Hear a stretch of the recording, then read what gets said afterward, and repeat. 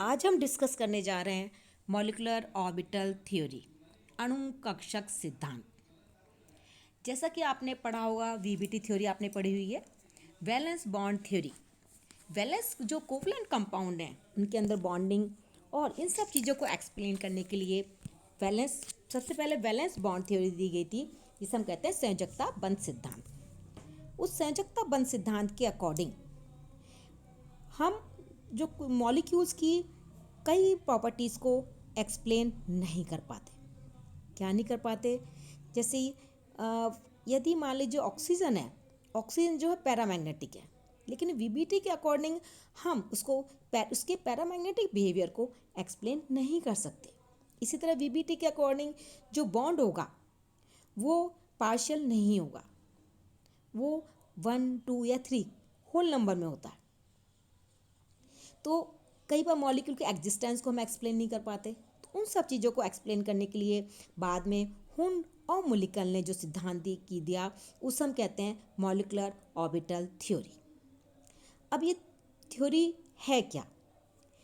इस थ्योरी के अकॉर्डिंग जो है ये माना जाता है कि जो इलेक्ट्रॉन का जो बिहेवियर है परमाणु अणु में दोनों में बिल्कुल समान रूप से होता है। और परमाणु में जो इलेक्ट्रॉन होंगे परमाणु कक्षक के रहते हैं, उस परमाणु के नाभिक के द्वारा ही आकर्षित होते हैं। लेकिन जब अणु में जो इलेक्ट्रॉन है, जो परमाणु है, जब अणु में जो कई एक से ज़्यादा मॉलिक्यूल होंगे, एटम्स होंगे, और जो एटम्स के जो इलेक्ट्रॉन हैं संयुक्त रूप से उन सभी परमाणुओं के नाभिकों के द्वारा आकर्षित रहते हैं। और ये सिर्फ ये जो हम मानते हैं सिद्धांत को, वो सिर्फ बाह्यतम वैलेंस इलेक्ट्रॉन के लिए ही लागू होता है। तो इसके अकॉर्डिंग क्या हुआ कि जो एक नाभिक से संबंधित कक्षक अथवा एक केंद्रीय कक्षक की को परमाणविक कक्षक कहते हैं। एटॉमिक ऑर्बिटल्स किसे कहेंगे? जिसमें जो इलेक्ट्रॉन है केवल एक एटम के न्यूक्लियस से अट्रैक्ट रहते हैं। लेकिन जब दो या दो परमाणविक कक्षकों से अणु कक्षक बनते हैं तो उन्हें हम कहते हैं मॉलिक्यूलर ऑर्बिटल। और जो मॉलिक्यूलर ऑर्बिटल के अंदर जो इलेक्ट्रॉन है उस मॉलिक्यूल के सभी परमाणुओं के नाभिकों से आकर्षित रहते हैं। तो इस थ्योरी के अकॉर्डिंग क्या होगा कि एक या एक से अधिक परमाणुीय कक्षक आपस में मिलते हैं और उतने ही अणु कक्षक बनाते हैं, जिन्हें हम कहते हैं मॉलिक्यूलर ऑर्बिटल। और ये जितने परमाणु कक्षक आपस में मिलेंगे उतने ही अणु कक्षक बनेंगे। और ये अणु कक्षक क्या होते हैं? ये होते हैं पॉलीसेंट्रिक बहुकेंद्र के। सोचोगे उतने ही अणु कक्षक बनते हैं जो पॉलीसेंट्रिक होते हैं। एक चीज़ हम और कह सकते हैं कि मॉलिक्यूलर ऑर्बिटल थ्योरी के अकॉर्डिंग क्या है कि जो एटॉमिक ऑर्बिटल्स हैं वे ओवरलैपिंग के बाद अपनी पहचान खो देते हैं, जो उनकी आइडेंटिटी है वो ख़त्म हो जाती है। जबकि वीबीटी के अकॉर्डिंग क्या था कि एटॉमिक ऑर्बिटल्स जो है ओवरलैपिंग के बाद भी अपनी आइडेंटिटी बनाए रखते हैं। मतलब वहाँ हम जो एटॉमिक ऑर्बिटल्स ओवरलैप करते हैं लेकिन उससे कोई भी नए तरह के मॉलिक्यूलर ऑर्बिटल नहीं बनते। लेकिन यहाँ पर एटॉमिक ऑर्बिटल के ओवरलैपिंग से नए कक्षक बनते हैं, जिन्हें हम कहते हैं अणु कक्षक। हम इसके सारे पॉइंट्स लेंगे बेसिक। अब इसके मुख्य पॉइंट्स क्या क्या है? एक अणु में जो इलेक्ट्रॉन है, अणु में जो एक इलेक्ट्रॉन, हर इलेक्ट्रॉन के लिए एक वेव फंक्शन होता है और उन वेव फंक्शन के प्रोडक्ट से हमें मिलता है अणु कक्षक के लिए वेव फंक्शन। तो ये जो अणु कक्षक होते हैं वो पॉलीसेंट्रिक होते हैं। अब जब एटॉमिक ऑर्बिटल जो आपस में कंबाइन होंगे, ओवरलैप करेंगे, तो परमाणु का जो ओवरलैपिंग होगी किसके अकॉर्डिंग होगी? LCAO विधि के द्वारा, जिसे हम कहते हैं linear combination of atomic orbital. परमाणुीय कक्षकों की रेखीय संयोग विधि के द्वारा ही जो है अणु कक्षक का निर्माण होगा। अणु कक्षक के निर्माण के लिए 3 चीज़ें बहुत जरूरी है। जो कंडीशंस हैं, जो ओवरलैपिंग करने वाले कक्षकों की ऊर्जा लगभग समान होनी चाहिए, ये लगभग ऊर्जा सेम होनी चाहिए, सेम सिमेट्री के होने चाहिए, उनकी सममिति समान होनी चाहिए। यदि अलग सममिति के हैं तो उनमें जो है ओवरलैपिंग नहीं होगी। और थर्ड है कि उनमें मैक्सिमम ओवरलैपिंग होनी चाहिए, अधिकतम अतिव्यापन होना चाहिए, जिससे ज़्यादा से ज़्यादा स्थायी हो। अब हमने बताया जितने एटॉमिक ऑर्बिटल्स कंबाइन होते हैं उतने ही परमाणुीय कक्षक बनेंगे। यदि दो एटॉमिक ऑर्बिटल्स आपस में ओवरलैप करते हैं, जैसे मान लीजिए दो का हमने दिखा रखा है, एक ये ऑर्बिटल है, एक एटॉमिक ऑर्बिटल ही है, यदि दो ओवरलैपिंग कर रहे हैं तो दो ही अणुकक्षक बनेंगे। एक एटॉमिक ऑर्बिटल की एनर्जी इनसे कम होगी, दूसरे की इससे ज़्यादा होगी। जिनकी एनर्जी कम होती है उससे हम कहते हैं बॉन्डिंग मॉलिक्यूलर ऑर्बिटल, और जिनकी ज़्यादा होती है उससे हम कहते हैं एंटी बॉन्डिंग मॉलिक्यूलर ऑर्बिटल। तो हम देखिए वेव फंक्शन बता रखे लिए इसके लिए साई ए और साई बी। अब यदि मान लीजिए तीन एटॉमिक ऑर्बिटल्स कंबाइन होंगे तो तीन ही मॉलिक्यूलर ऑर्बिटल्स बनेंगे, एक बॉन्डिंग एक एंटी बॉन्डिंग, तीसरा जो होगा वो नॉन बॉन्डिंग रह जाएगा। यदि मान लीजिए यहाँ एक एटॉमिक ऑर्बिटल ही है, दो एटॉमिक ऑर्बिटल्स यहाँ होते हैं, हमने एक बनाया, दो यदि होते तो क्या होता है, एक बॉन्डिंग एक एंटी बॉन्डिंग एक नॉन बॉन्डिंग, इसी की एनर्जी के बराबर रह जाता। तो क्या बताया हमने, जितने एटॉमिक ऑर्बिटल्स ओवरलैप करेंगे उतने ही नए अणुकक्षक बनेंगे, जिन्हें हम कहते हैं मॉलिक्यूलर ऑर्बिटल्स। और मॉलिक्यूलर ऑर्बिटल्स तीन तरह के हो सकते हैं, bonding, anti bonding and non bonding. Anti bonding की एनर्जी ओवरलैप करने वाले कक्षकों की ऊर्जा से कम होती है, एंटी बॉन्डिंग की एनर्जी उनसे ज़्यादा होती है, और नॉन बॉन्डिंग की ऊर्जा जो है एटॉमिक ऑर्बिटल की एनर्जी के बराबर रहती है। अब जब अणुकक्षक बन जाएंगे मॉलिक्यूलर ऑर्बिटल में जो होंगे, ज़्यादा से ज़्यादा एक मॉलिक्यूलर ऑर्बिटल में मैक्सिमम 2 इलेक्ट्रॉन रह सकते हैं। और इन मॉलिक्यूलर ऑर्बिटल्स के लिए जो हम सिंबल यूज़ करते हैं, हमने ऑर्बिटल्स बता दिए, अब सिंबल क्या यूज़ करेंगे हम, सिग्मा और पाई। या तो सिग्मा ऑर्बिटल होगा या पाई मॉलिक्यूलर ऑर्बिटल होगा, और इनके सामने या नीचे, आजकल सिग्मा के साथ ही लिख देते हैं, कई बार हम पहले नीचे लिख देते थे, जिन एटॉमिक ऑर्बिटल से बनते हैं उसका सिंबल लिख देते हैं, जैसे सिग्मा और पाई, इनके नीचे जिन एटॉमिक ऑर्बिटल से लिखेंगे उसके नीचे उनको शो कर देते हैं। एंटी बॉन्डिंग के ऊपर स्टार लगाकर शो करते हैं। यदि मान लीजिए sigma bonding sigma anti bonding molecular orbital है तो एक सिग्मा हो जाएगा, एक सिग्मा एंटी बॉन्डिंग। तो यदि जहाँ स्टार लग रहा है इसका मतलब वो एंटी बॉन्डिंग मॉलिक्यूलर ऑर्बिटल है। अब जब मॉलिक्यूलर ऑर्बिटल बन जाएंगे तो उसमें क्या होगा, आपको इलेक्ट्रॉन्स भी भरने होंगे। तो इलेक्ट्रॉन्स के लिए हम 3 रूल फॉलो करते हैं, N+L रूल, पाउली का अपवर्जन नियम और हुन्स का नियम। N+L रूल क्या है कि इलेक्ट्रॉन्स जो हम भरेंगे कक्षकों में, अणुकक्षक में, ऊर्जा के बढ़ते क्रम में भरेंगे। पहले हम कम ऊर्जा वाले कक्षक में भरेंगे, फिर उससे नेक्स्ट वाले में भरेंगे, इस तरह से हम बढ़ते हैं। पॉली एक्सक्लूजन प्रिंसिपल क्या है कि एक कक्षक में 2 इलेक्ट्रॉन बनेंगे लेकिन दोनों अपोजिट स्पिन में होंगे। हुन्स रूल के अकॉर्डिंग क्या बात करते हैं हम, यदि दो ऑर्बिटल की एनर्जी बराबर है तो हम दोनों में पहले सिंगल सिंगल इलेक्ट्रॉन भरेंगे, बाद में उसमें पेयरिंग करेंगे। परमाणु कक्षकों को एटॉमिक ऑर्बिटल्स की भांति अणु कक्षकों की भी ऊर्जा के अनुसार व्यवस्थित करते हैं। ये तो सही है कि आप जब आपके पास मॉलिक्यूलर ऑर्बिटल्स आ जाएंगे तो हमें उनके ऊर्जा के बढ़ते हुए क्रम में बढ़ना है। जब हम किसी भी मॉलिक्यूल का इसके बेस पर जो है इलेक्ट्रॉनिक कॉन्फ़िगरेशन लिख सकते हैं। आपने अभी तक देखा होगा कि हम सिर्फ एटम्स का का इलेक्ट्रॉनिक कॉन्फ़िगरेशन लिखते हैं, लेकिन एमओटी के अंदर हम लिखेंगे मॉलिक्यूल का इलेक्ट्रॉनिक कॉन्फ़िगरेशन।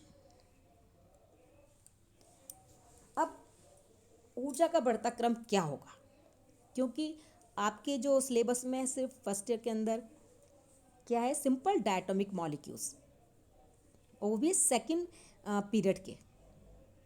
तो सेकेंड पीरियड के जो एलिमेंट्स हैं उनके जैसे लिथियम मॉलिक्यूल बनाया Li2 इनके लिए, तो हम नियॉन तक का हम करेंगे।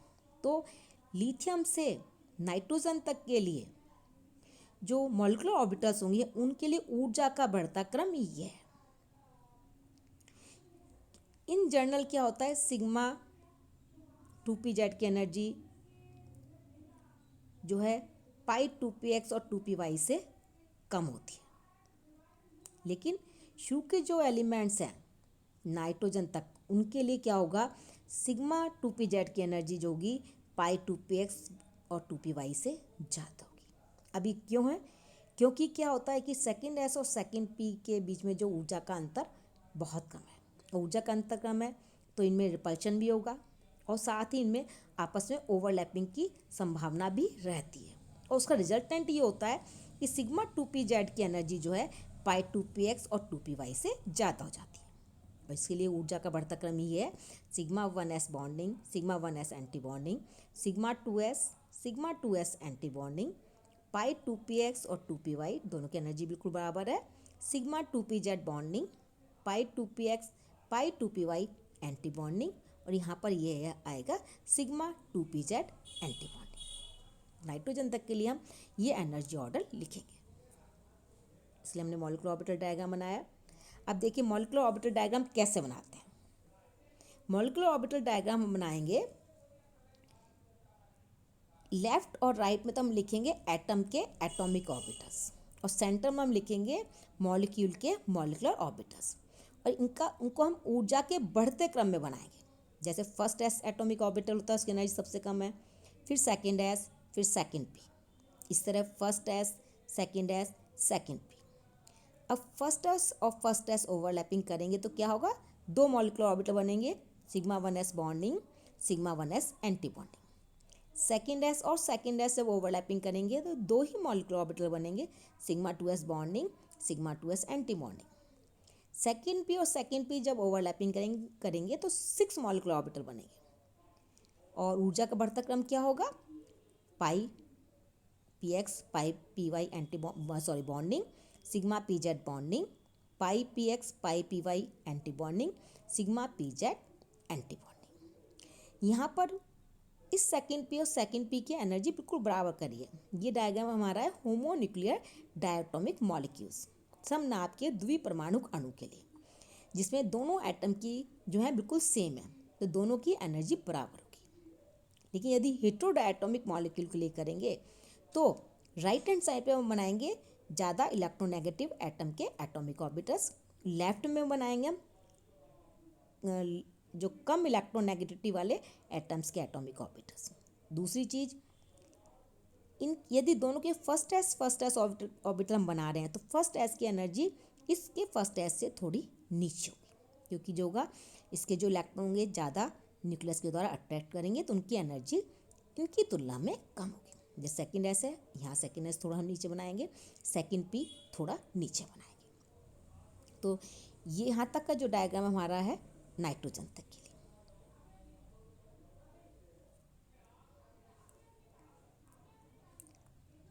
अब ऑक्सीजन, फ्लोरीन N2 के लिए जो होगा, इनमें 2s और 2p की एनर्जी में बहुत ज़्यादा निकट बराबर कम डिफरेंस जो ज़्यादा कम नहीं होगा, तो इसका जो उनके लिए ऊर्जा का बढ़ता क्रम मॉलिक्यूलर ऑर्बिटल्स का हमारे पास ये आ जाएगा। देखिए वही है, सिर्फ डिफरेंस कितना है, यहाँ पर सिग्मा 2pz, पाई 2px और 2py से नीचे है। तो हम इलेक्ट्रॉन्स भर देंगे जब हम भरेंगे इसके बाद। अब देखिए, अब हम जब हम इलेक्ट्रॉन भर देंगे सारे रूल्स फॉलो करते हुए, तब हम उससे क्या निकाल सकते हैं। यदि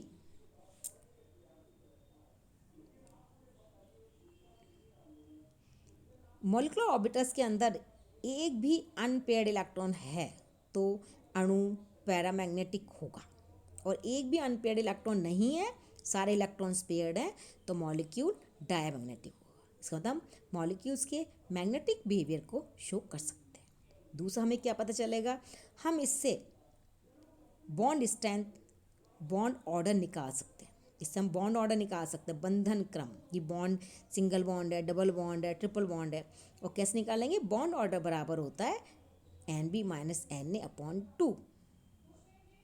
NB क्या है, बॉन्डिंग ऑर्बिटल्स के अंदर बंधी अणुकक्षक बॉन्डिंग मॉलिक्यूलर ऑर्बिटल्स में इलेक्ट्रॉन की कुल संख्या।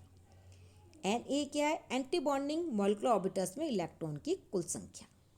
यदि बॉन्डिंग इलेक्ट्रॉन में बॉन्डिंग ऑर्बिटल्स में इलेक्ट्रॉन की संख्या एंटी बॉन्डिंग इलेक्ट्रॉन से ज़्यादा है तो क्या होगा, बॉन्ड क्या होगा, पॉजिटिव होगा, स्थायी बॉन्ड होगा।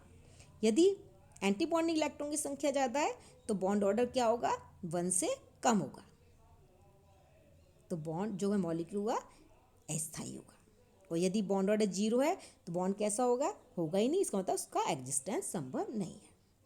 अब इस बॉन्ड ऑर्डर से हम क्या बता सकते हैं, वियोजन ऊर्जा पर निर्भर करता है कि देखिए अणु की स्टेबिलिटी किस पर निर्भर करेगी, डिसोसिएशन एनर्जी पर, और डिसोसिएशन एनर्जी किस पर निर्भर करेगी, बॉन्ड ऑर्डर पर। यदि बॉन्ड ऑर्डर ज़्यादा है, डिसोसिएशन एनर्जी ज़्यादा होगी, बॉन्ड ज़्यादा स्टेबल होगा, और बॉन्ड ऑर्डर कम है तो डिसोसिएशन एनर्जी कम होगी, उसकी स्टेबिलिटी कम होगी। इसी तरह जो बॉन्ड लेंथ है वो भी बॉन्डों पर डिपेंड करेगी।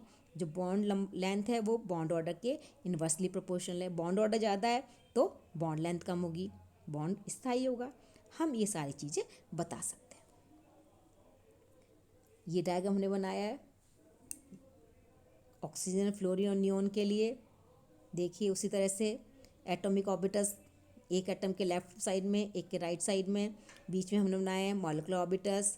और देखिए ऊर्जा के बढ़ते क्रम में बनाया है उसी तरह हमने।